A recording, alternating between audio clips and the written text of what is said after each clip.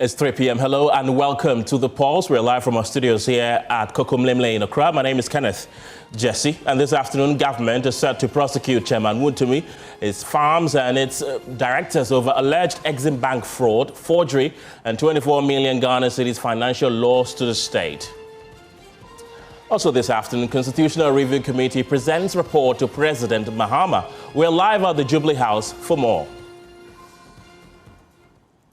And family of 6, including a 3-month-old baby, perish in a fire outbreak at Achema Menchia in the Ashanti region.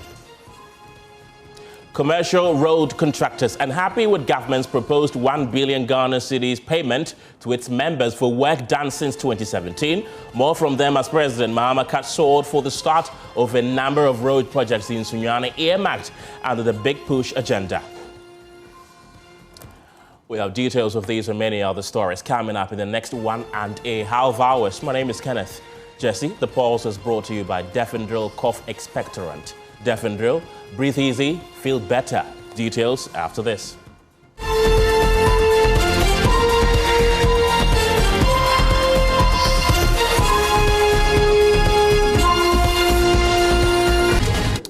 Let's take you live to the Jubilee House, where the Constitutional Review Committee is presenting its final report to President John Dramani Mahama. In 1969 intention, which was to be a co-guarantor of the independence of a number of constitutional bodies.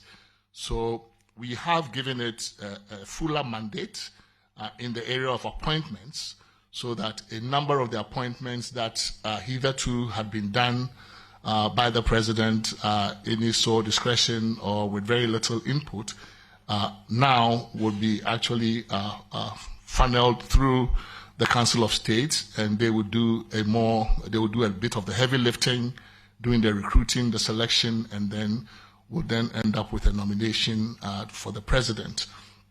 There are also, I think, one of the areas that we think is also important is the way the relationship between the executive and the legislature is organized. There has been a lot of talk around the separation of the two. We have looked at the evidence. Clearly, it works for some countries. We know that in Britain and other places, the entire executive comes from the legislature. That's fine for them. It's worked. We have looked at our evidence, and it does appear that it's not working quite well here. And since we're supposed to be doing actionable recommendations, we thought, well, it also has to respond to our specific context. So we're proposing that what we have called the hybrid, which we have run for some time, over 30 years now, that we dispense with it and separate the executive from the legislature, so that we can have a parliament that focuses on its task and thus and leaves the executive to also do its task. One of the other things that we think would be new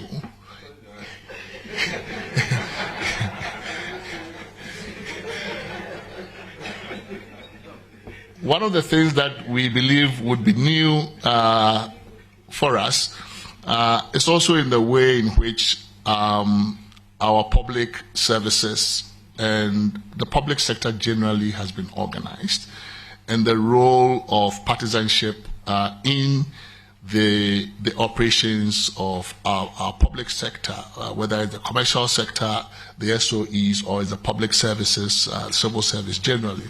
So we have made quite a number of recommendations there to try and separate party from state. We can't separate party from government, because parties run to get into government. So that affinity remains. But when it comes to running the affairs of states, we believe that we need to erect some walls around the state, so that those who go in there are going in there not representing party interest. Those interests are in government appropriately, and we believe that we need to protect the state sector from over-politicization. So we have made certain recommendations affecting things like the appointment processes for state-owned enterprises.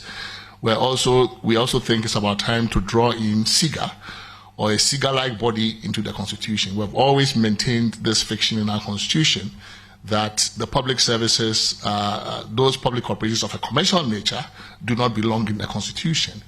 So we've kept them away, and while they are not strictly public services, we believe that the kind of impact they have on the economy, the scale of their operations, the percentage of GDP that they control, the contingent liabilities they impose on us, the systemic risk, all of those things justify bringing them closer to the Constitution so we can put some oversight and regulations around them. So we are bringing in a SIGA-like body. We don't know if it's going to be called SIGA, but they're usually called commissions. So we don't know if SIGA wants to be called a State Enterprises Commission again. But that's something of the sort is what we're proposing. I think lastly, the issue of electing MMDCs, I want to return to that a bit. It was once we opened that, that Pandora's box, so to speak, it became clear that it had a lot of moving parts, a lot of different implications, because once you do it, then many other secondary questions arise.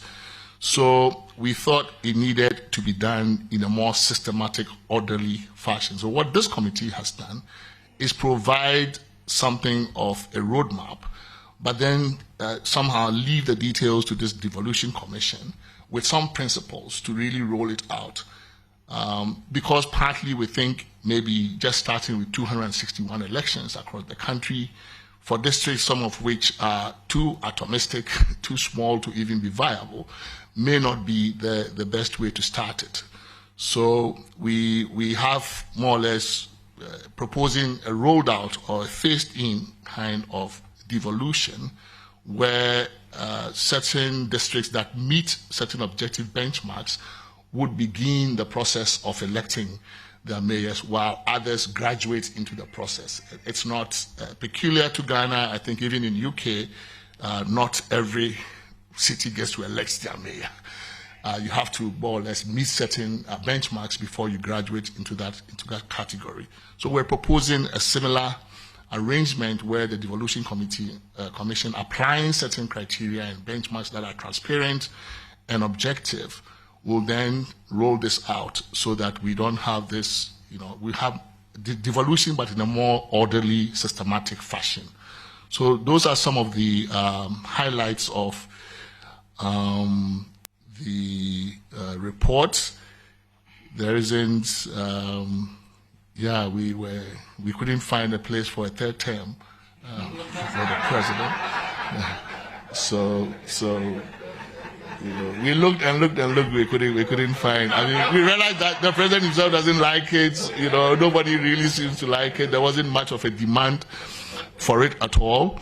The only thing about that was the invitation for us to clarify ambiguity, and we didn't even want to go there. We didn't think that 66.2 raised any issues in terms of ambiguity, so we kept it the way it is. However, we believe we took to heart the recommendations that we got from many of the eminent persons that we met, including some who have occupied your seat, that the 4-year term was short. It was too short. And we also then learned that the emerging global norm was 5. And that even in the region, we in Nigeria have the lowest. I mean, 4 is pretty low. So we're proposing an extension by 1 more year. We have coupled that with certain recommendations on in the area of campaign and campaigning, because the claim was that the president takes about 6 months or so to set up, and then 1 year campaigning and all of that. So we thought, okay, so if we then follow the example of other countries in Africa, including Senegal, where there is a definite campaign period before which you cannot do electioneering. You can't put posters, can't put billboards, can't do jingles, can't do rallies. So it's like the fishing season. You have to open it before you can go fish. So we are proposing a campaign season, a short one, so that government will have time to govern, and that the people we elect to do the government's business will really have time to focus on governing as opposed to doing campaigning. So for the first time, we hope, if this is accepted, that we will have a political or electoral environment where campaigns, we do not run 24-hour, 24/7, 4-year campaigns, but where there is a definite period before which parties and candidates may not do campaigning. We think that would free up time for governing. But I think some of the changes we've also made in the area of appointments, I think will also unburden the presidency and also allow the president to focus more on the real business of governing as opposed to being saddled with many appointments, some of which we believe that the president will be more than happy to give up. So these are some of the highlights. We think on the whole we have done the best job that we could given the opportunity. Where there are difficult issues that cannot be immediately resolved. For example, how do you integrate chiefs into local government at the town and village level? This is where people live their lives. This is where chiefs tend to have most power. But it's going to be a radical transformation. So we thought, instead of this committee making that decision, that the Devolution Commission then can open dialogue with the National House of Chiefs and the Regional House of Chiefs, and then with government, and begin to fashion out modalities for that integration. So those are some of the decisions. It wasn't an attempt to kick the can down the road, but we believe that some of these decisions need a little bit more deliberation and more thought and more systematic approaches. So we have deferred those ones to bodies like the Devolution Commission, which we believe will help. For the Attorney General, we want to take some of his powers so that oral will be done by some other body next time. So what we are proposing there is that because of the system we run, where we don't have a career civil servant being Attorney General, we think that raises challenges when it comes to prosecuting political corruption and other issues affecting politically exposed persons. So we are proposing an ethics and anti-corruption commission that can be cobbled together from some of the agencies we already have. So SHRAJ has some anti-corruption work, not prosecution. We think SHRAJ can just focus on the human rights and ombudsman work. There's plenty of that for SHRAJ to do.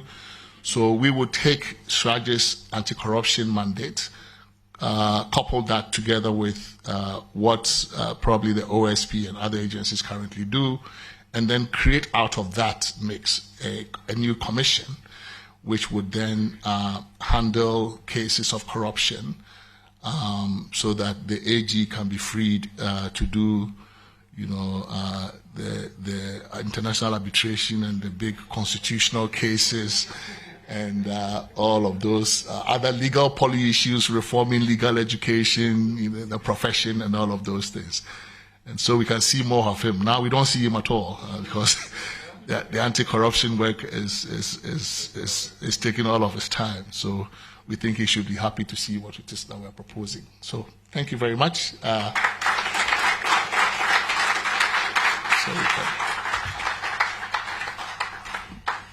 Thank you very much. May I now invite His Excellency the President for the presentation of the report, please.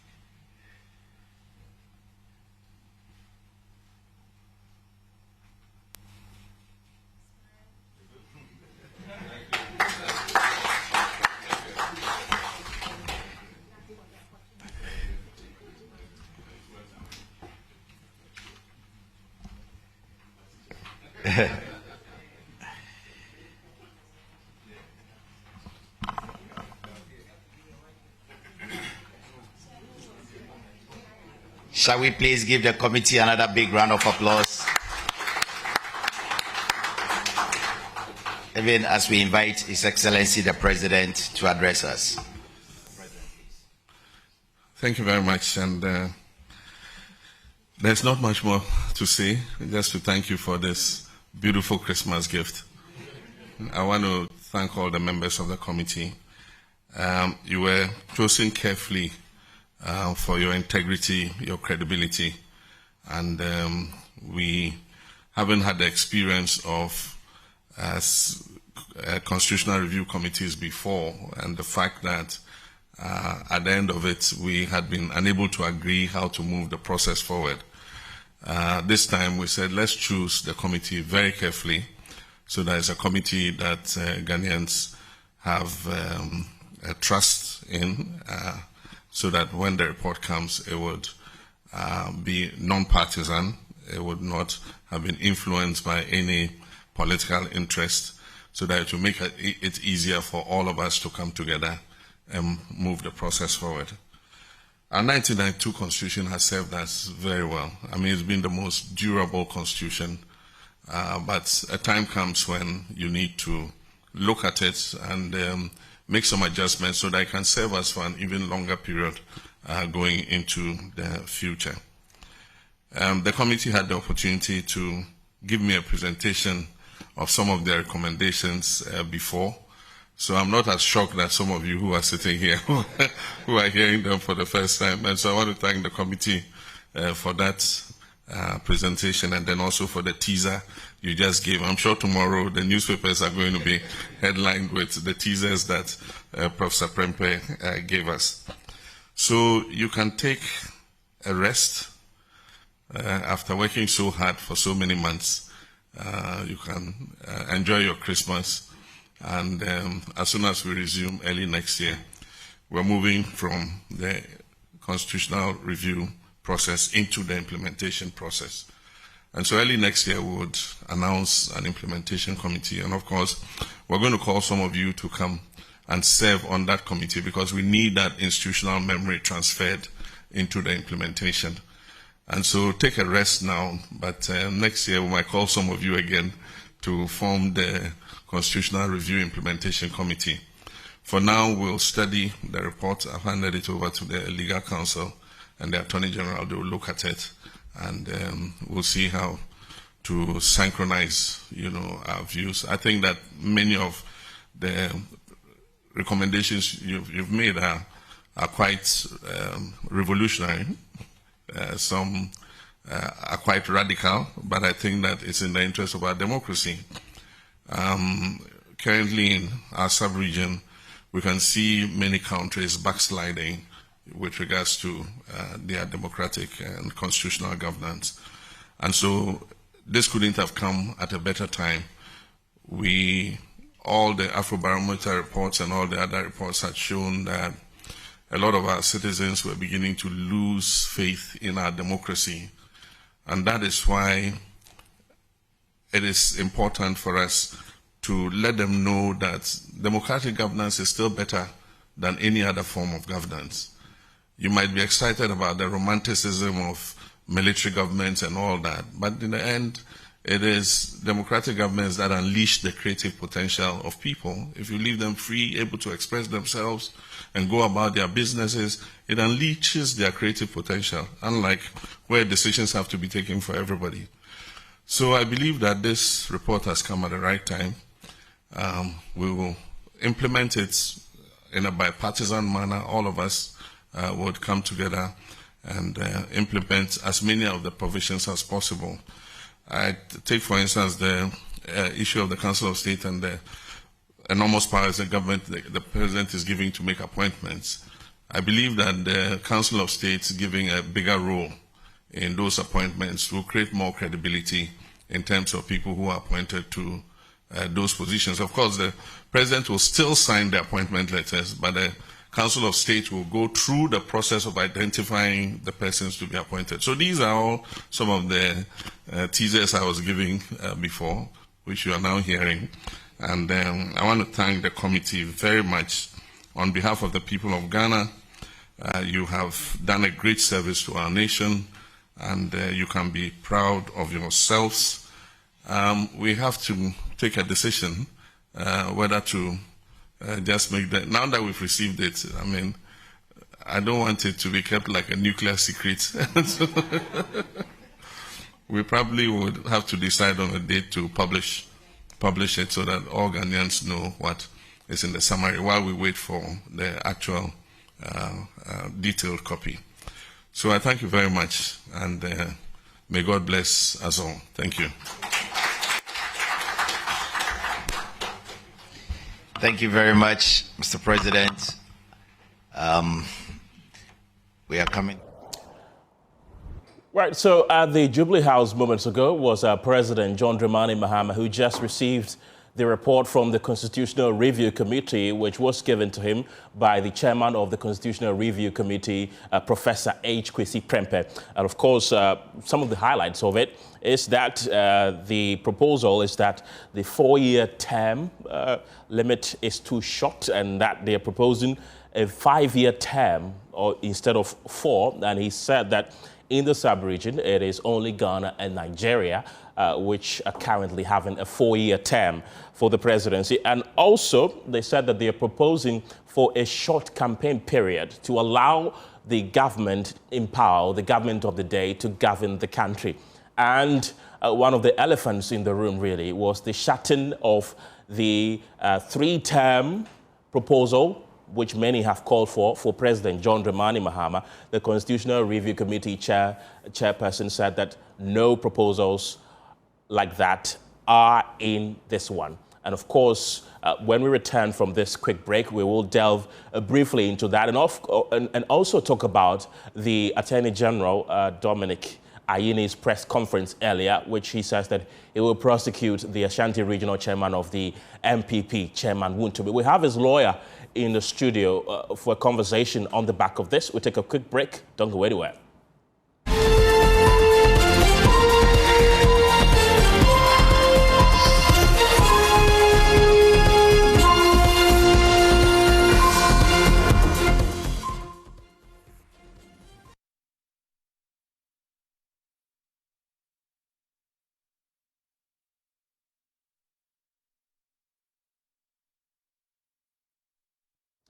Welcome back to The Pulse. A while ago, the chairman of the Constitutional Review Committee, Professor H. Kwesi Prempeh, presented the report to President John Dramani Mahama at the Jubilee House. And if you're just tuning in, a few of the recommendations in that report is that they are recommending the 4-year term limit for a president to be moved to 5. And also, they are recommending that there's not going to be any 3rd term for President John Dramani Mahama, among many other recommendations.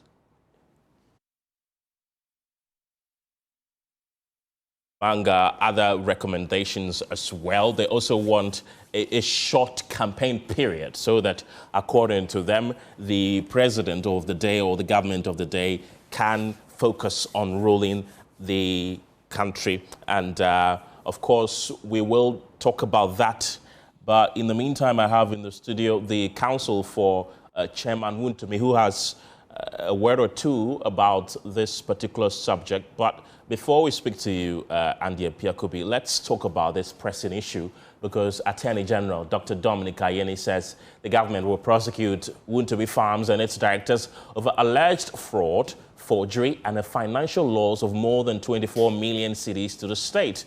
Addressing the government accountability series earlier today, Dr. Ayini said investigations by the Economic and Organized Crime Office, EOCO, uncovered evidence that the company and its CEO forged a receipt to mislead Exim Bank into believing loan conditions had been met. The invoice he obtained from Kasama Enterprise by removing the word invoice and replacing it with receipt. This forged receipt was then submitted to Exim Bank as proof that he had purchased the equipment after the disbursement of the loan facility. The owner of Kasama Enterprise confirmed to investigators of the Economic and Organized Crime Office that the only document he issued to Wontumi Farms Limited through Chairman Wontumi was a pro forma invoice and not a receipt. He stated that after he issued the invoice, he never heard from Chairman Wontumi again, despite repeated follow-up calls. The forged receipt submitted to Exim Bank suggested that Kasama Enterprise acknowledged receipt of the sum of 4 million Ghana cedis for the purchase of earth-moving machines and farming equipment. The so-called receipt had on it, and ladies and gentlemen of the press, this is what gave him away, 50 days to supply and 1 year guarantee and service. Now, I hope you understand what this means. That when you receive a pro forma invoice, okay, pro forma means that you've taken it with the intention of purchasing. And so they will give you a timeline, okay, within which the supplier will supply you the equipment. And then also, if there are any services or guarantee terms, they will be indicated on the pro forma invoice. But Chairman Wontumi, as I said, took out invoice and replaced it with receipt to, deceive Exim Bank that he had actually purchased the equipment. Investigations established that Chairman Wontumi did not purchase any equipment and as such could not register any equipment in the joint names of Exim Bank and Wontumi Farms Limited as per the loan conditions, even though funds were disbursed to him to that effect. That all the equipment he claimed he purchased could not be traced. Investigations established that though Chairman Wontumi submitted the forged receipt to Exim Bank, he stated during interrogation that he purchased second-hand brand new, whatever that means, second-hand brand new equipment, and that the receipts of all the purchases, including the documents on the equipment, were all sent to Exim Bank. However, Exim Bank has confirmed that neither Chairman Wontumi nor Wontumi Farms Limited submitted any documents covering the purchase of the required equipment except the forged receipts. In fact, when our investigators went to the ground, they realized that there were some obsolete, decrepit machines on the side, tractors dating back that were manufactured in the 1970s, and that were not functioning, were the ones that had been placed on the farm. So this was definitely a grand scheme designed to defraud Exim Bank. It is clear from our investigation that Chairman Wontumi and his company, Wontumi Farms Limited, made fraudulent misrepresentations to Exim Bank with a view to obtaining the loan facility, and in fact did obtain the loan facility. The equipment they represented were to be purchased were never procured. The farming enterprise never materialized, and so no young persons were employed in Asare Nkwanta in the Ashanti region. But more important. So that's the Attorney General, Dr. Dominic Ayine, a while ago at the Jubilee House during the government's accountability series. Let's come to the studio and engage Andy Apiakobe. He's the former MP for Asante Achim North and also lawyer for Bernard Entry-Buesiako, probably known as Chairman Wontumi. Mr. Apiakobe, grateful for your time this afternoon. Thank you, my brother. Before we dive into the legal troubles of your client, we watched the Constitutional Review Committee present their findings to President John Mahama a while ago. You have a few words to say about that. They proposed a 5-year term limit for presidents in this country instead of 4. They say that in the sub-region, that is the norm. Do you agree with that? I do support that position. I think it is necessary that we give more room for governance rather than just stepping out of one office into campaigning. So 5 years, fine. If it had been even 6 years, I would have even supported it because I know how long it takes for government to stabilize and start governing. So the 5 years is fine, except that it must not come into effect during the pendency of this administration because you don't change rules in the course of a game. Okay. So if it's made to take prospective effect from the next arrangement, the next governance, I'll be all for it. It's a very potent contribution and change. So I support it. Right. Andy Apiakobe is the former MP for Asante Achim North.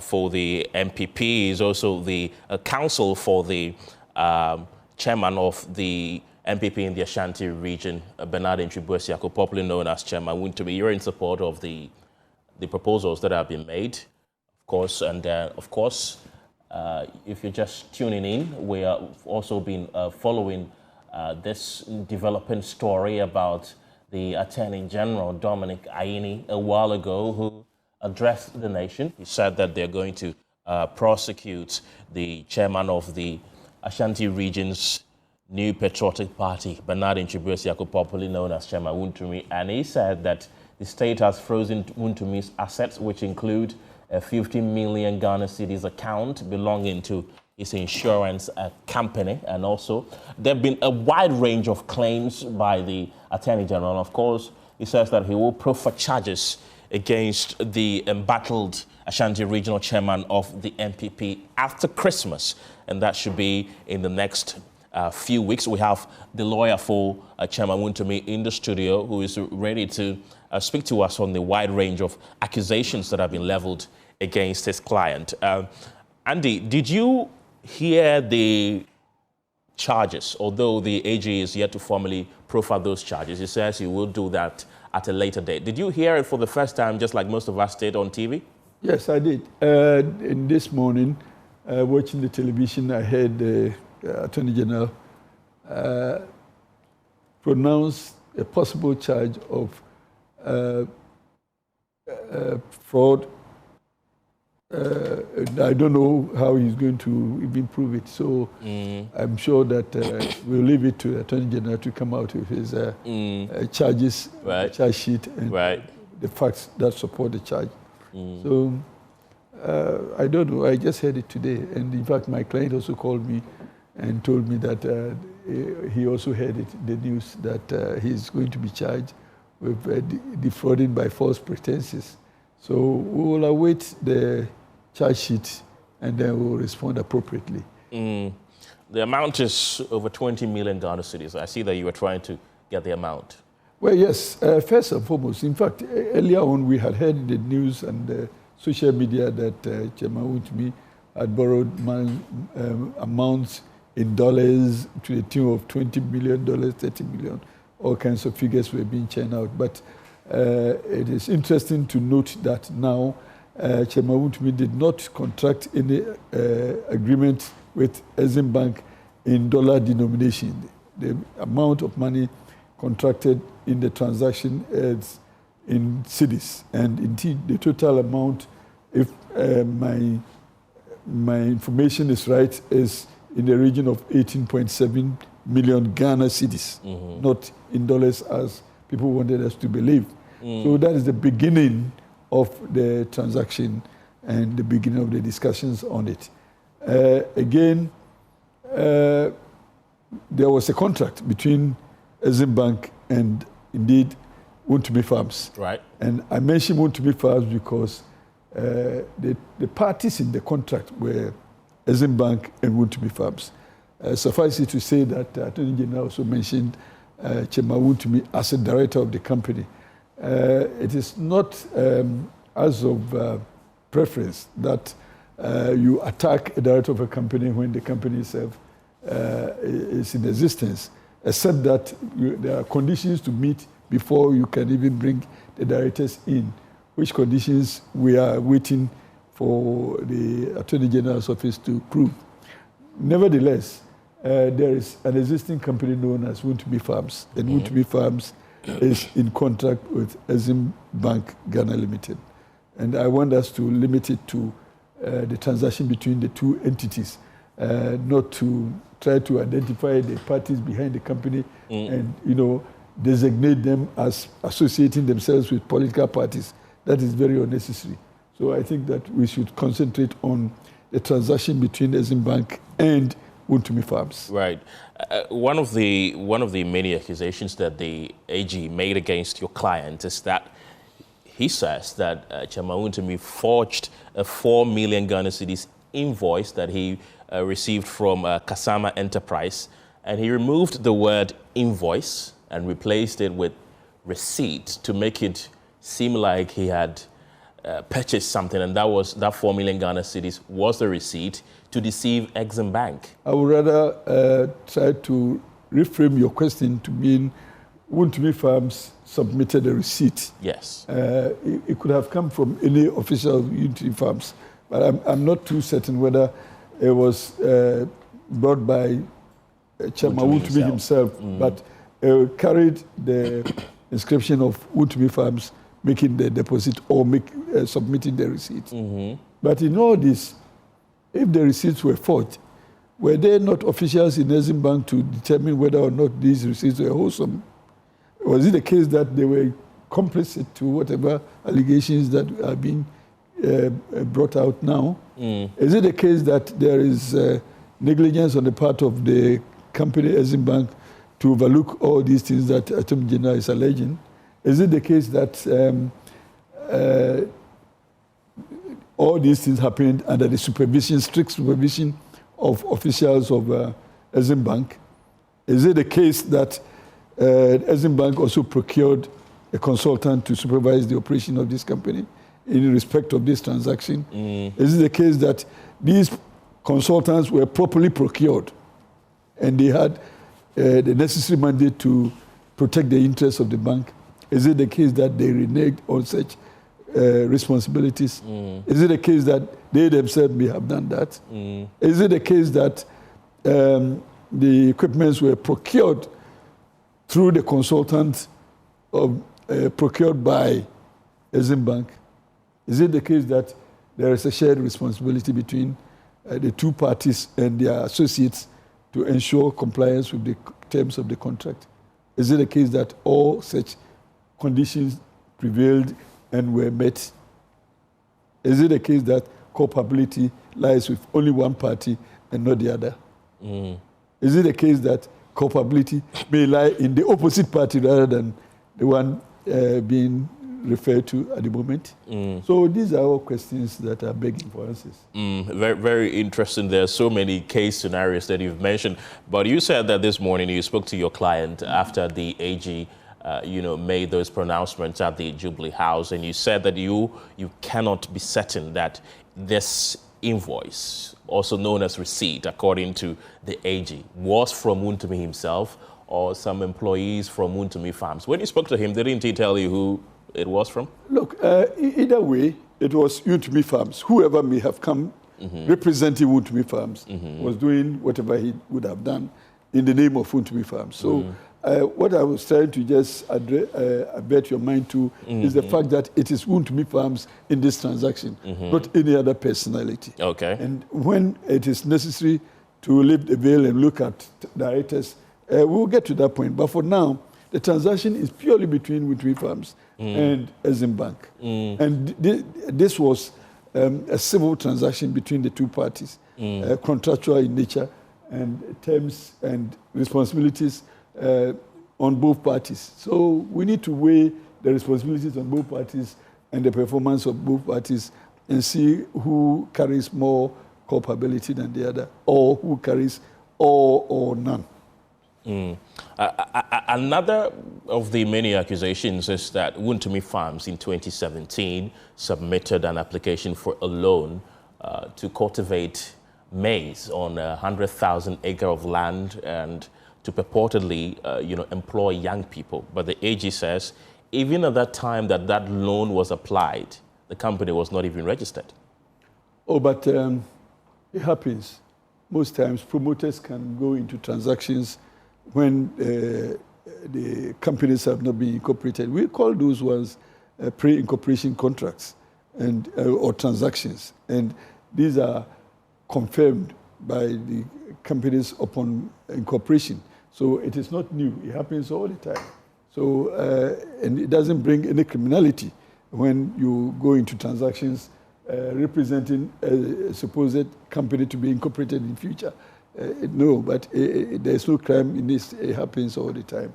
So even though I'm not privy to the time of the agreement and the time of incorporation, because it just happened today and I have not consulted my client to be abreast with all the documentation. But even if it happens like that, it doesn't mean that there is any criminality in it, because pre-incorporation contracts can go into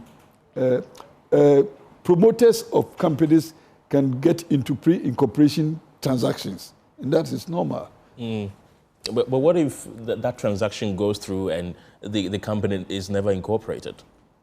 Are you suggesting that Wontumi Farms was never incorporated? No, I'm just asking. I'm saying that. I'm just asking a question. Well, if it gets to a point that the company is never incorporated, then the promoters are liable for whatever transactions they were attending to. But in this particular instance, I am very positive that Wontumi Farms was subsequently, if at the time of the contracting it had not been incorporated, subsequently it was incorporated. So I'm saying that, to my knowledge, there is an entity called Wontumi Farms. Right. Andy Apiakuvi, I'll come back to you shortly, but let me bring in your learned colleague, Kweku Ansah-Sarri, who's the former director at the Ghana School of Law. Glad you could join me this afternoon. The Yes, AG... But let me set it right. He is not my colleague, he's my director. He is so many years my senior. Okay. I cannot be his colleague. The director, former director of the law school. Oh, okay. He cannot be. I mean, I mentioned colleague in the fact that both of you are lawyers. In the profession, but he's still your senior. So many years. Right. Mr. Ansah-Sarri, glad you could join me this afternoon. Of course, you also had the Attorney General earlier today make several pronouncements, and Wontumi was not the only person that he mentioned. He also mentioned Kofi Akpalu of the LPG as well. There have been concerns about the Attorney General publicly coming out to, proffer charges against people, individuals who he believes have engaged in corruption and corruption-related offenses, even before officially or formally charging them. Does that surprise you? And does what he did today surprise you as well? Good afternoon. Yes, it did surprise me because you remember when he was appointed, you interviewed me as to whether you'd be able to execute his functions efficiently and effectively. And I said yes. But I also added, I hasten to add, that he should not politicize the Attorney General's office. Because the Attorney General's office is one office that is for the people of Ghana. And therefore, whoever is the Attorney General must be circumspect and measured, in its utterances. Must come clean out of, a political structure and hold himself out as the Attorney General. This display of, legal, political, media trial is not going to help my good friend Dominic Ayine. I think that today, this press conference of today must be the last of any such, press briefings to announce publicly who are in some criminal infractions and therefore deserving of prosecution. If he has a fact and he has an arguable case, he must go to court, because an arguable case is a case, that is capable of being sustained in the court. This prima facie thing must come to, at home. The media will not be dragged, the court of public opinion doesn't exist, for the type of, crimes he's announcing. If he's ready, let him go to court. If he's not ready, he should shut up. That is all. But Mr. Ansah-Sarri, he says that he's the People's Attorney General. He's serving at the pleasure of the president, obviously, but the president was also elected by Ghanaians. So he deems it fit that whatever case that he's pursuing, he has to let the people know. Yes, it might be novel, but don't you think it's something that we should come to accept? No. As I said, the Attorney General's chamber, exists for the Republic of Ghana. And whoever is Attorney General must be discerning, to know what is good for the people of Ghana. and what is not good for the country. I will urge my good friend, Dr. Dominic Ayine, Attorney General, to go through, his law, the handing over of previous Attorney General. And you see that each time an Attorney General is leaving office, especially the NYC Adade to hand it over refresh his text, and then ask for the handcard when Adade was being there, what said, and the pledge he made to the Republic of Ghana that as Attorney General he will make sure that it may not be politics to the office, that the first Attorney General also from any political things and caprice, and always do what will amount just as the office man. What type of politics is my thinking. I think that's one thing. Right. Public are not there. The people are not there driving. Right. The people are not driving. It is the law, and he must do and act in accordance with the law. Right. Mr. Ansari, I would want you to reposition yourself for me, but one of the substantive things that he mentioned today is that one of the persons in the National Service Scheme scandal actually wanted to pay 22 million Ghana cedis out of 33 million Ghana cedis through plea bargaining, and he said he rejected it. Do you think he made the wrong decision? What I'm saying is that whatever he does, he should at least do to completion before coming public. Right. Today he says this, he has a prima facie case. Tomorrow he doesn't have a prima facie case. He just thereby putting the risking his own life and the lives of other people. If he doesn't have a good case as a good lawyer and an attorney general, he should know that he doesn't have a good case, and therefore there's no need to go to court. But if he has a good case, and we lawyers, refer to it as an arguable case, an arguable case is the case, that one, can sustain to completion either successfully or even lose. But if you don't have an arguable case, it will remain a prima facie case at first sight. In my opinion. In my opinion, it's not, law. In my opinion, it's, the cause of public opinion. In the court, we say, irresistible inference that the prospect of, the case succeeding is very high, and therefore I'll take it to court. So if the attorney general goes to court and he's the official leader, everyone in the courtroom must be, willing to the attorney general to present his case. If he's not ready, he shouldn't go there, because the moment he enters the courtroom, we will all bow, and then you take precedence and do his case. If he is not ready, please, he shouldn't open his mouth. He's embarrassing himself in the nation. What is this? Today I'm holding a press conference, accountability. The law, doesn't play itself out like that. Mr. Ansari, I wanted to pick your thought on a particular statement that he made regarding, I don't know if you heard me, regarding the National Service Scheme scandal, which he said that somebody offered to pay 22 million cedis out of 36 million Ghana cedis through plea bargaining, and with oral and all these Operation Recover or Loot, which this government is championing. He said that he rejected that, and I wanted to pick your thoughts. Do you think that was the right decision, rejecting that? It would be a wrong decision. If someone has been accused of embezzlement, and the person, is striking as reparation, I mean, he should go for it, because he, in one breath, I remember some 2-3 months ago, he said he wasn't out to get,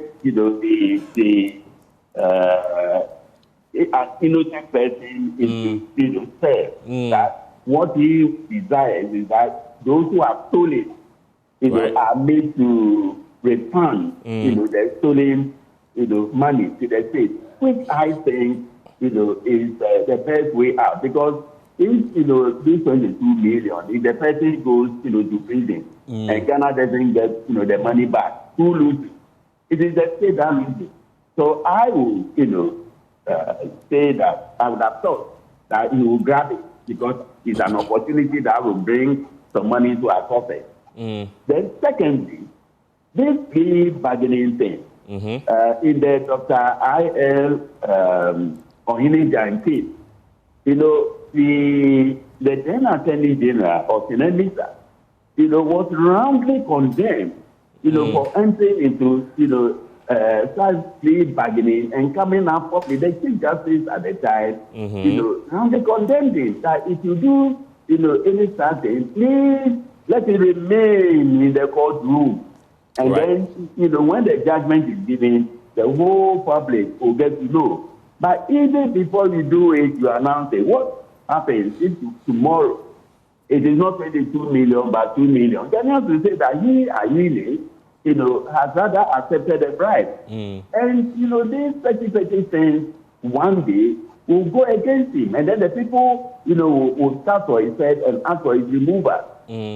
If I were, Ayile, I'd rather, not open my mouth, too widely, for anybody to close it for me. Go to court with what you have. Right. Prove your mettle that you are an Attorney General. And today you are in the Daily Graphic, tomorrow Daily Guide, another time Sunday, whatever. It's not a good thing. I have listened, to your conversation with my learned friend who doesn't want, to refer to me as his colleague, but their colleague. At least I enjoyed it. He made, very weighty, points that are meritorious. But one thing that I would like to say is that even though it may be civil, and acting may appear to be civil, at first sight, yet events will indicate, that there's some, criminality or criminal propensities involved. In that case, if it touches the borders of fraud, Right. for instance, fraud is a terrible thing and is deceptive, therefore criminal, imposture. So it may begin as a civil thing, but end up, as a criminal offense. In that case, the person, however innocent, it might have been, because of the element of fraud, will have to be prosecuted. Right. That's my contribution to what he said. So it is not just that, it is a pre-incorporation contract. If he has, a criminal intent to defraud, Edinburgh, Right. that element of fraud, will be something, worth investigate. Okay. And once investigation is being carried out, it leaves a realm of civility, to one of, penalty. And therefore, whoever, is the culprit can be, prosecuted. So the long arm of the criminal law is always there, to catch people in such deceptive, Right. conduct. Mr. Kweku Ansah, thank you very much. He's the former director at the Ghana School of Law. Now, in a related development, Dr. Ayeni says Kofi Akpaloo of the Liberal Party of Ghana, LPG, and others will be charged over alleged forgery and related offences linked to a Cocoa Board feeder roads contract. He explained that investigations uncovered suspicious transactions involving Poma Universal Ghana Limited, leading to findings of misrepresentation and the unauthorized handling of checks tied to the 29 million Ghana cedis contract awarded in December 2022. Get the exact figure of the amount that is involved in this, criminal enterprise from the Exim Bank before we file charges in court. Ladies and gentlemen, in the case involving Mr. Percival Akpaloo of the Liberal Party of Ghana, the Financial Intelligence Center flagged and filed a suspicious transaction report with First Bank Ghana Limited, regarding transactions on an account belonging to Poma Universal Ghana Limited. That is a company owned by the said Kofi Akpaloo. Following the STR, that is a suspicious transaction report by the FIC, the Economic and Organized Crime began an investigation into the matter. The investigations revealed that Poma Universal Ghana Limited, a business entity owned entirely by a lady called Ekua Poma, was the legitimate contractor that was awarded a feeder roads contract by Cocoa Board. The contract, which was valued at 29.5 million Ghana cedis, was awarded in December 2020. Although the project commenced and an initial amount was properly deposited into Poma Universal Ghana Limited, subsequent payments raised serious concerns regarding misrepresentation, forgery, and unauthorized handling of the checks. Our investigations revealed that Akpaloo secretly incorporated another company, separate and distinct from Poma Universal Ghana Limited, also known as Poma Universal Ghana Limited, but deliberately added H to the Poma. So Poma is P-O-M-A-A, all right, Ghana Limited, which is a company which is owned by Ekua Poma.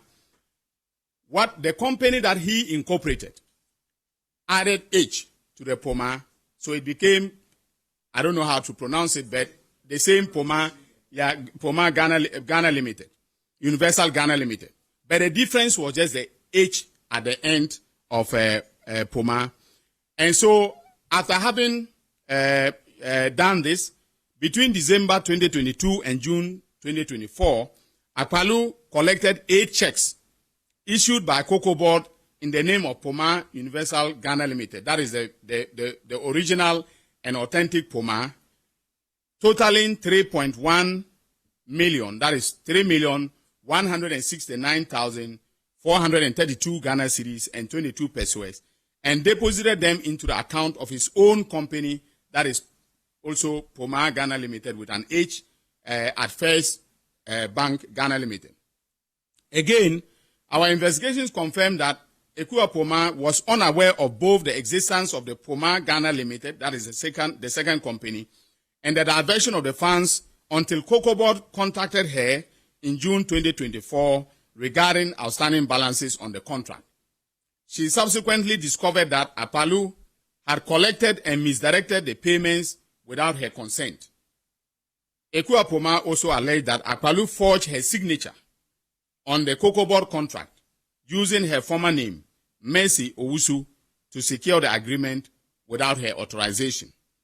First Bank Ghana Limited conducted an internal investigation and corroborated the fraud allegations that we have made, concluding.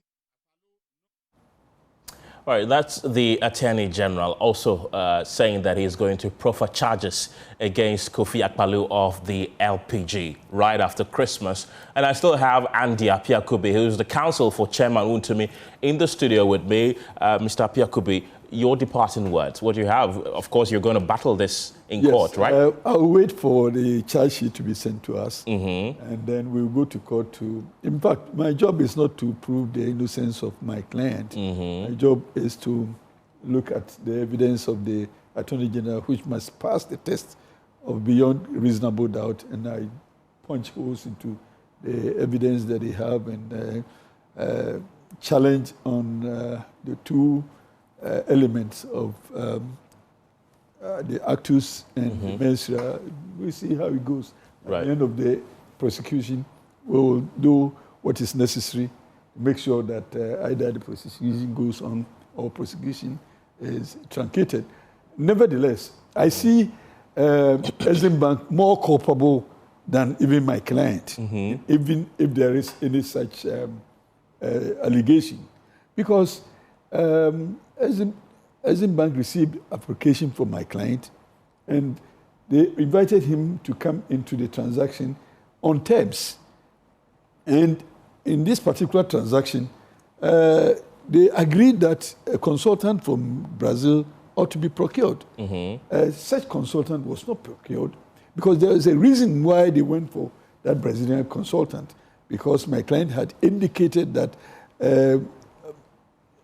Wontumi Farms didn't have experience in the area, and therefore there was the need for somebody who had experience to come in. They changed the consultancy, they procured their own, and it was Exim Bank who did that, and the consultant was expected to go into procurement of most of the equipment. Okay. Most of the logistics had to be procured through the consultant.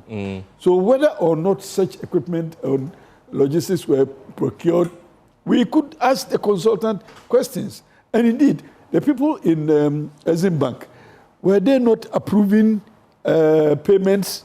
If indeed they did, and even after the Attorney General said that Exim Bank confirmed that Wontumi Farms did not submit evidence of purchase of equipment. Okay. But beyond that realization, they still advance monies to Wontumi Farms.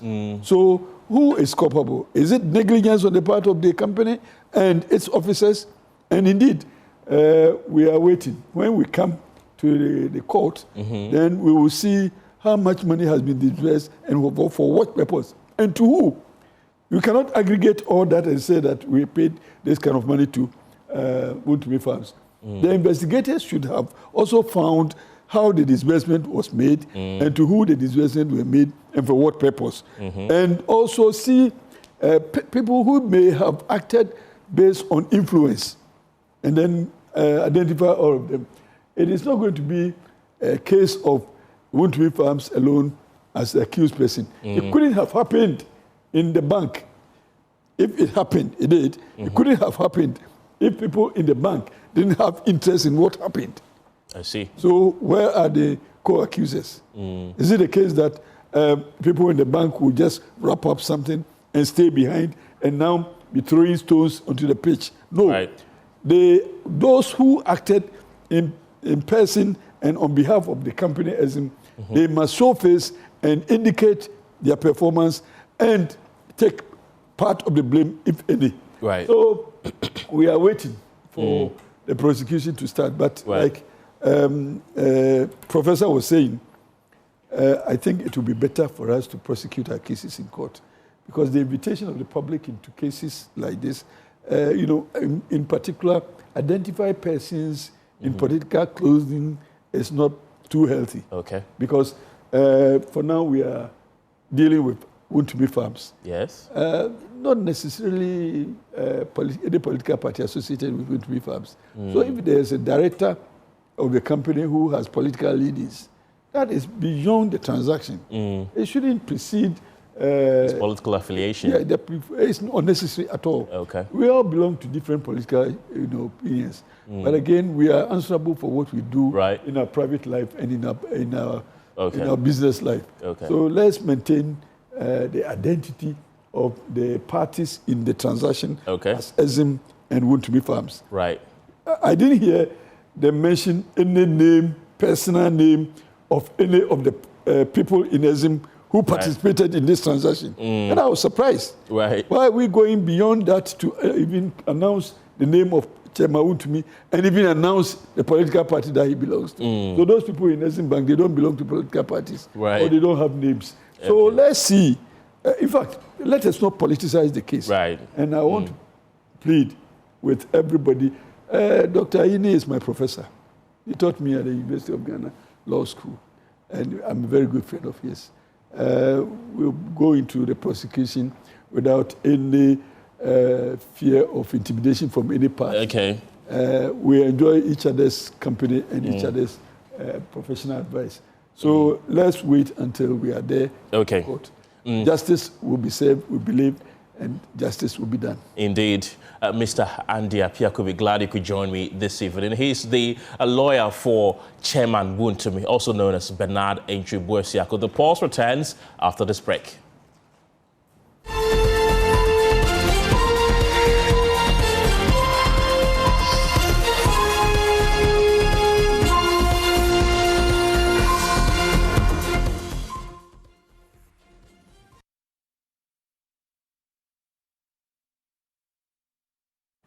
Hey, welcome back to The Pulse. The Rubber Farmers Association of Ghana has rejected calls for a total ban on raw rubber exports, describing recent claims by processors and other stakeholders as misleading and unfounded. Well, the association insists that raw rubber exports are already regulated and the existing laws and play a critical role in protecting farmers' livelihoods. RUFAG, as they call themselves, argues that an export ban will create monopolies, depress farm gate prices, and worsen rural poverty, noting that millions depend on rubber farming and trading for survival. Well, the group is urging the government to maintain the current regulated export system and strengthen oversight rather than adapt policies it says would harm farmers and destabilize the rubber industry. And thankfully, I've been joined in the studio by the General Secretary of the Rubber Farmers Association of Ghana, Michael Nyako. And also joining me is the executive member of Rubber Farmers Association, Dr. Lila Boafo. And again, Patrick Awoche is also an executive member of the same association, joining me in the studio. Gentlemen and lady, glad you could join me. Why this push? Let me start with the lady. Ladies first. Dr. Lila. The push is, as you rightly said, if that ban goes on, then it means that there will be so much monopoly. And as you know, with monopoly, prices will not be too good. Besides, the other people who are the buyers, they have license to do that. So it's not like rubber farmers are giving their rubber to people who are illegal. They're Ghanaians. They have license to buy, and they buy even at a better price. So that's what we're saying. I mean, let me come to you, Michael. Michael, right? Yeah. There are already calls for the ban of, latex, rubber, and all that, and you are making this push. Why? Well, as Doc started, the rubber processing companies are behind this. They are pushing for a complete ban of raw rubber export. But we are saying no, that isn't the way to go. We are calling on the government to take a look at it, listen to farmers very well. Reason being that the farmers are we are the backbone of the industry. And so when you have an actor, which is the backbone of your industry, you don't really take any decision without consulting that actor adequately. We have never been consulted. So we don't understand why the call for the ban. Meanwhile, the ban is at the detriment of the farmer. Why and how? A lot of them, okay? So that's where you come in here and say that in the first place, if you look at the whole analysis, why the call for a ban? As Doctor said, there's a law enacted in Parliament, Act of Parliament, the TCD Act 1010, that says that they recognize various actors of the industry. You have the farmers at the backbone, you have the traders, the aggregators, you have the exporters, you have the processors. And every actor must play a role to make the industry successful. Why immediate call for a ban for the exporters? That you want to initiate processes to amend the law in Parliament, and they say that the exporters are no more part of an actor in the industry? Why? We need to interrogate that. What is it? But we have done our research, and indeed we know that they have a certain agenda behind that. And it's all about making the farmer worse in our business. That is all.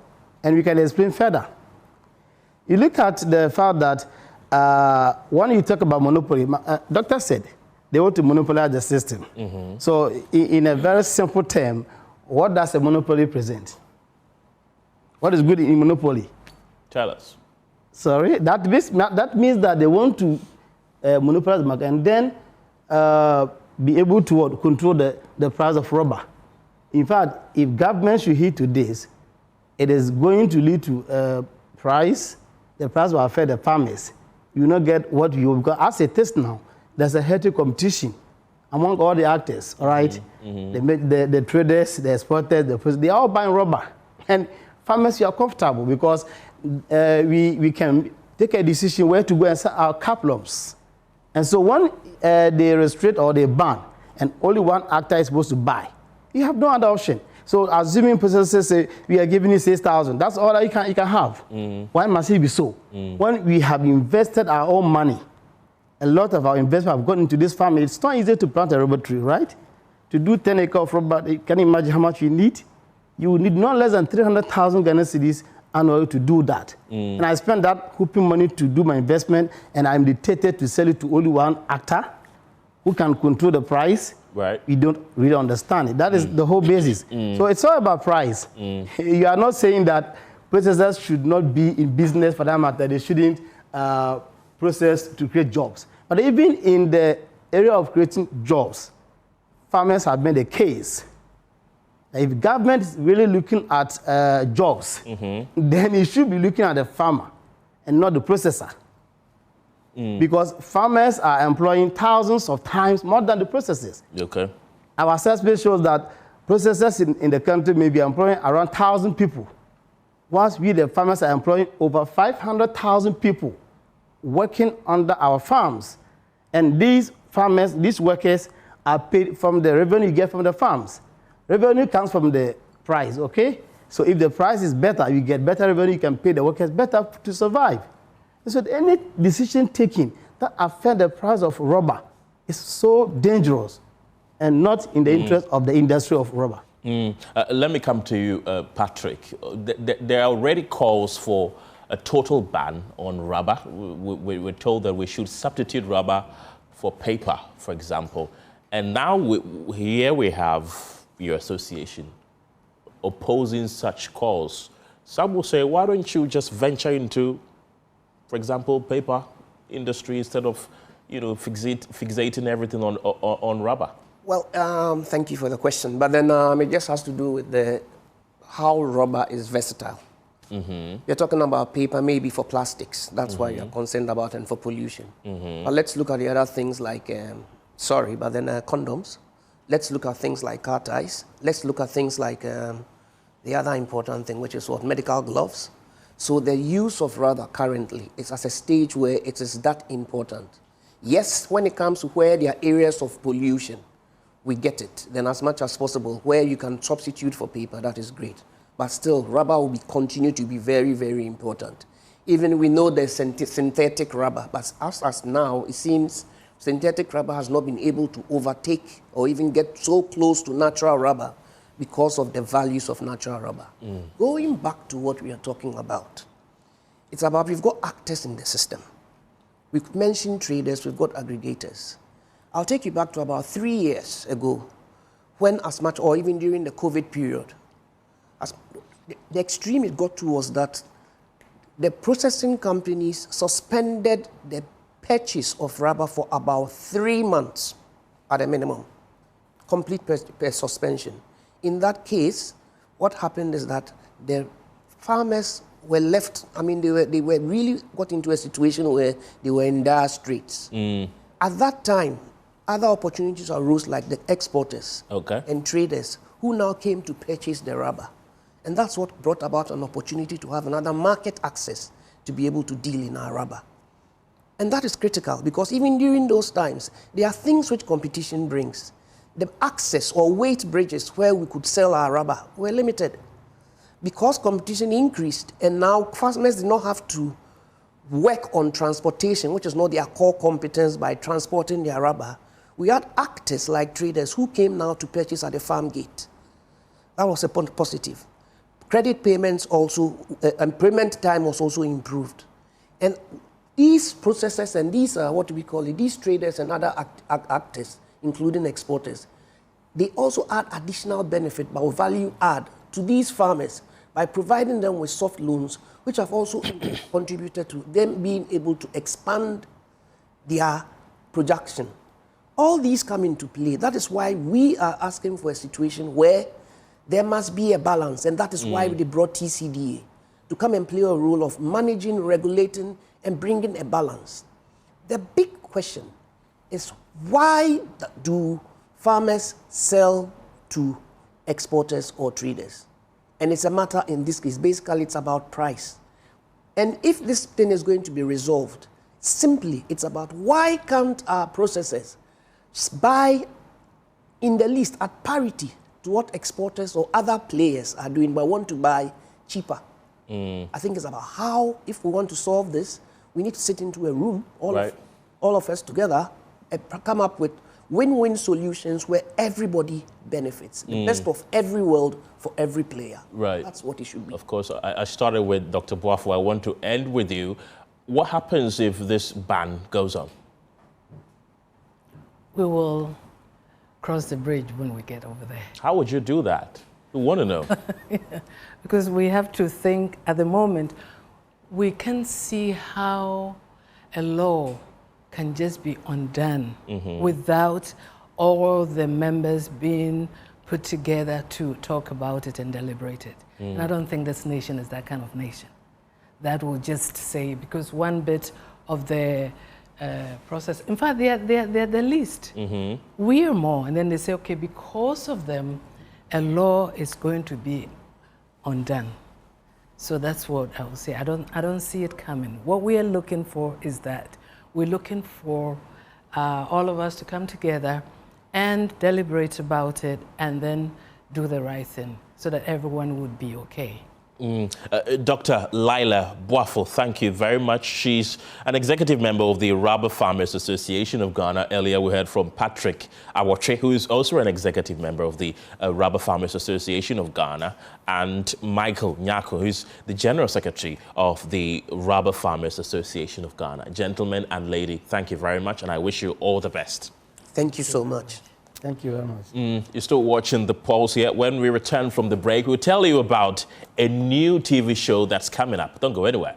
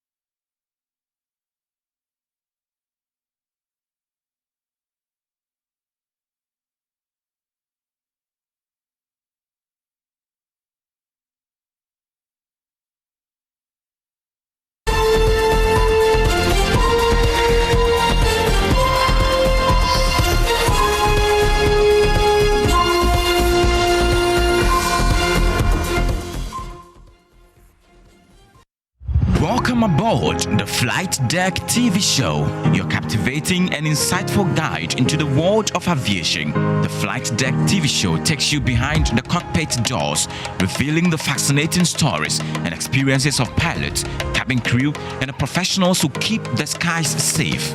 From takeoff to touchdown, Flight Deck TV show brings you compelling stories from the aviation industry, shedding light on the protocols, communication, and in-flight decisions made by the flight crews. Discover why arriving at the airport on time matters, gain a deeper understanding of aviation ethics, and learn what really goes on behind every flight operation. Let the commander on the Flight Deck TV show navigate this journey safely. So sit back, relax, and enjoy this exceptional experience. The Flight Deck TV show.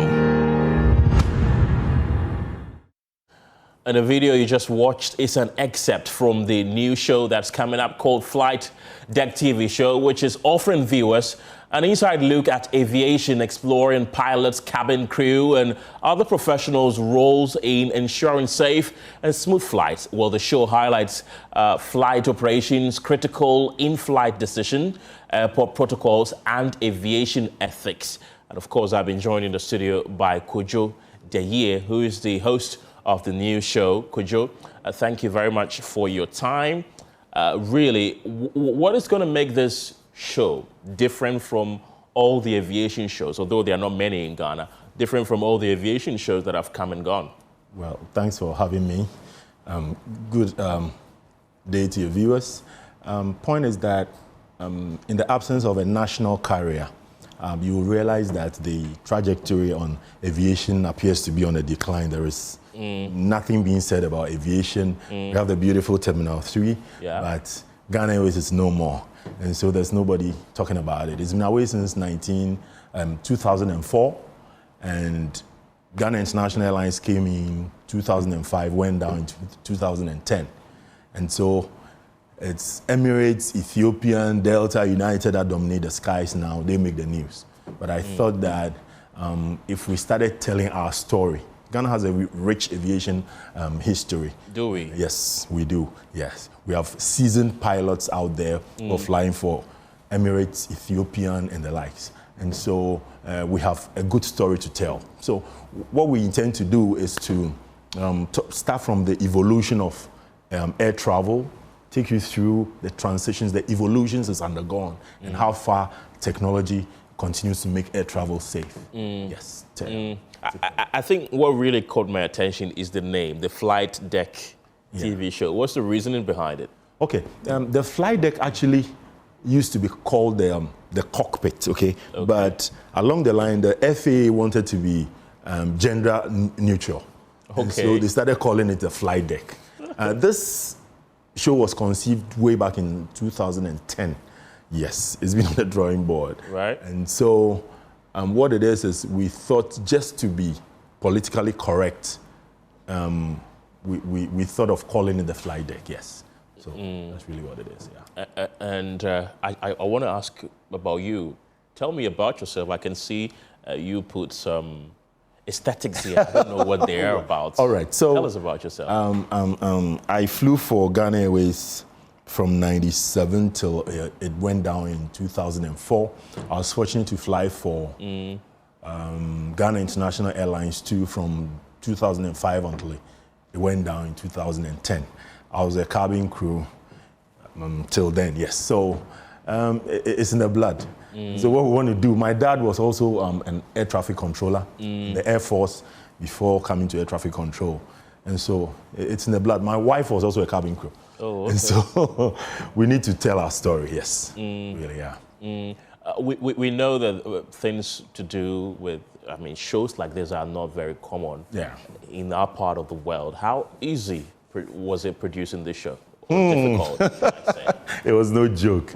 Right. It was no joke. Access to, the airport is a restricted area. Yeah. And so getting access to certain areas, it wasn't easy. But we managed to get our episodes, enough episodes for a season.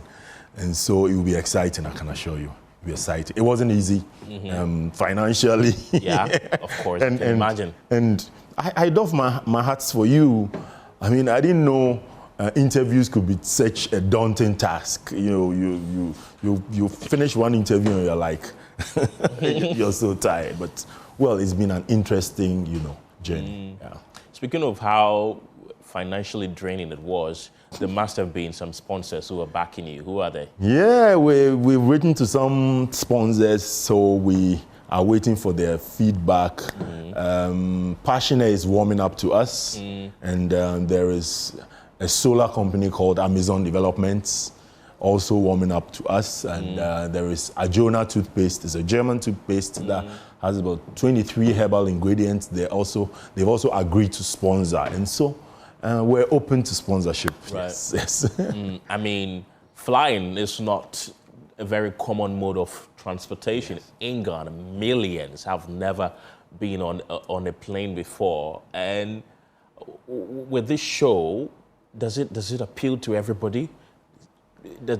Should it appeal to everybody, both people who have never been on a flight and those who frequent on flights, or just anybody can watch it? Anybody can watch it. You see, what do you see? What we see feeds into our dreams, and what we dream of can become our reality. See, if the youth begin to see planes in the skies with a Ghana flag, chances are that they begin to dream, I would want to work on this plane. I would like to fly this plane. I would like to, you know. So it's going to be more educative and to just whip up that interest in aviation for lots of people. I found myself in Ghana Airways because those days I would go to the control tower to see my dad, maybe for school fees or something. And so whilst I was going there, the interest started growing. Oh, when I grew up, I work in the airport. When I grew up, I want to work in the airport. And that is how I ended up in Ghana Airways. Okay, and so if some of the interviews, some of the pilots will tell you they lived, one of them says he lived behind Laboni, in Laboni. And so he could see aircraft take off every hour. Right. And he was living next door to some pilots. And so it was a motivation. You see a pilot dressed up in the morning or in the evening, he's going to work. It's a motivation. You're like, oh, when I grow up, I want to be like this man. When I grow up, I want to be this. And so it is going to whip up the interest. In one of our episodes, we went to, we did a discovery flight over a city called Murrieta in South California. And so, I mean, viewers will look at it and I'm sure it will tickle, you know, some interest in somebody. Oh, so the episodes are not shot just in Ghana; they are all over the world. Yes. We've been to there's the Air and Space Museum in San Diego, in California. Yeah, they have all these old aircrafts, a museum where you can find a dummy aircraft of the Wright brothers. Okay. That's the first aircraft, or formerly, the first aircraft, flown in December 17, 1903. Yes. You know, the Wright brothers. You know, you see a dummy there is hanging, and there's several other aircraft, military aircraft, I mean, all kinds of aircrafts, beautiful.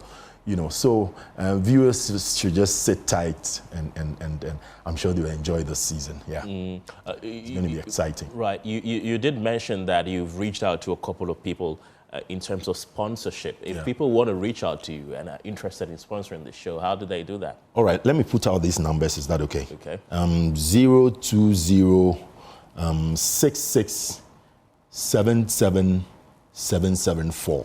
That's 020 66 77 774 and 0542 743435. 0542 743435. Yeah. We also have a website. It's yet to be interactive, actually. Okay. It's theflightdecktvshow.com. theflightdecktvshow.com. Yeah. And we're going to be on social media. I was about to ask. Yeah. Okay. Yeah. YouTube, Instagram, Facebook, TikTok. We'll be all over the place. Right. At the end of every episode, what is the average viewer going to take away from it? The aviation industry has typically been shrouded in mystery. Everything is done in secrecy, and so not too many a seasoned traveler does not even know where the fuel tanks are. Can you guess where the fuel tanks of an aircraft are? No idea. Okay, so I was pleasantly surprised on one of the episodes. One of the camera crew said, "Oh, this is an eye opener. I didn't know. Okay. The tanks, the fuel tanks are in the wings. They're in the wings." I see. Yes, and I think I might have seen it in the movie. yeah, you if you get to the airport and you're observant, you see them refueling into the wings, and they can contain some good quantity of fuel. Well, an A330 Airbus, what I think Delta or United Airlines uses about 70,000 liters of fuel. You're talking about 2 tankers, right? What you see at the gas stations, 2 tankers in the wings. So I'm saying, yes, so it's going to do about a 10-hour flight. And so that's mystery. Not everybody knows that, you know. So there are a lot of, insights we're going to give on this program, and it promises to be very exciting. Promises to be very, very exciting, I hear that, I don't know if it's true, but I hear that aircrafts are refueled in the air by other aircrafts. Is that the case? Oh, not all. Okay. Not all. The Air Force One has. Okay. The Air Force One, that's the presidential jet for the U.S. president, has that feature, but not all of them. Not all of them, all of them. Okay, this is obviously, is it the first season? Yes, season 1. At the end, it begins on Friday. It begins on Friday here on Joy News, right? At the end of the season, anybody, can you say that somebody who is not a lover of aviation will learn a lot that they would want to venture into that field? It's a promise that will not fail. Wow. It's a promise that will not fail, I can assure you. And what time is it going to be shown? We're looking at between 6 and 6:30 p.m. on Friday. 6 and 6:30 p.m. on Friday, Looking at men and women, who do you think has the most interest in aviation? Oh, it's a male-dominated field, but gradually women are taking interest. Because Passion Air, for instance, has 6 female pilots. And we're privileged to interview the youngest, who's 22. And in one of our episodes, it's beautiful. It's an interesting interview. It's so insightful. So insightful. I would really want to watch that episode, because I want to believe, I'm not too sure, but I want to believe that the female pilots face some sort of stigma. If somebody is about to board a flight and sees that it's a woman who is, the pilot, they might have a rethink. Is it anything that you encountered during your It doesn't hold any longer, because recently, I think, is it Delta? Delta had an all-female crew flight. Captain, co-pilot, the cabin crew were all female. And that was, historical. Yes, and so I think, if I'm not wrong, one other airline also repeated that. It must be Emirates. I stand to be corrected. So, it's no longer the case. Women are venturing into flying a lot, yes. So the women pilots are as capable as the men pilots. So yes. nobody, all the fears of people flying on an plane by women should be allayed. No. There's a video of a woman who's she's going on retirement. She's about 65 in the US. She's a black female pilot, captain. Yes. Right. Yes. Right. Yeah. Going on retirement. And so, what men can do, women can do better. Right. So these and many more are the things that you get when you watch the objective is to demystify aviation. Yeah. That's the objective, to demystify aviation. That's it. Yeah. I think that's a very good concept, and I can't wait until it's aired. Give us the airing date and time again. Coming Friday, that's 26th. 6 to 6:30 p.m. as our first episode. Right, Kojo Daye. It's Daye, Kojo Daye. Daye. Kojo Daye. Kojo Daye. Yes. Thank you. But you can call me TK, that's fine. Oh, okay. Okay. Kojo Daye is... The full name is Truth Kojo Daye. But you can call me Kojo Daye. Yes. Right. So Truth Kojo Daye is the host of the Flight Deck TV show, which is airing this Friday on Joy News. But also, that's how we wrap up the polls today. Thank you very much for being a part of the show. My name is Kenneth Jesse. See you tomorrow.